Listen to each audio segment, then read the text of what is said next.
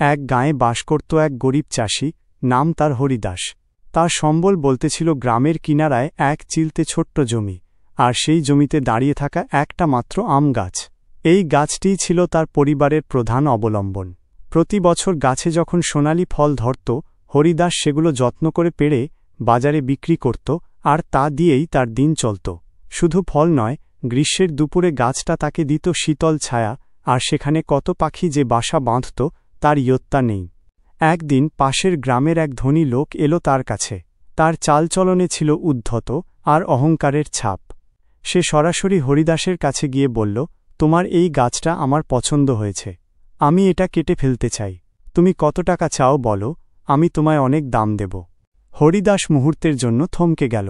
গাছটার দিকে তাকিয়ে একটা দীর্ঘশ্বাস ফেলে সে ধনী লোকটিকে বলল, বাবু, টাকা পয়সা তো জীবনের সব কিছু নয়।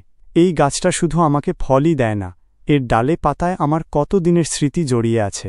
এটা আমাকে ছায়া দেয়, এই গাছে কত পাখি বাসা বাঁধে।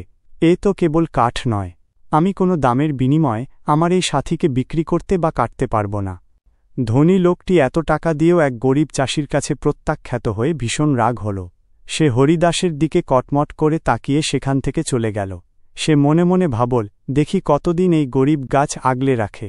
কয়েকদিন পরের কথা, হঠাৎ এক ভয়ঙ্কর ঝড় শুরু হল। আকাশ ভেঙে বৃষ্টি, সঙ্গে বজ্রপাত আর মাতাল হাওয়া।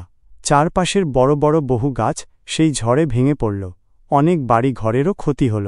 কিন্তু অলৌকিকভাবে হরিদাসের সেই একলা আমগাছটা ঝড়ের মধ্যে মাথা উঁচু করে ঠিক দাঁড়িয়ে রইল।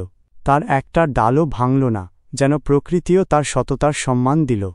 ঝড় থামার পর ধনী লোকটি কৌতূহলী হয়ে আবার হরিদাসের জমির কাছে এল।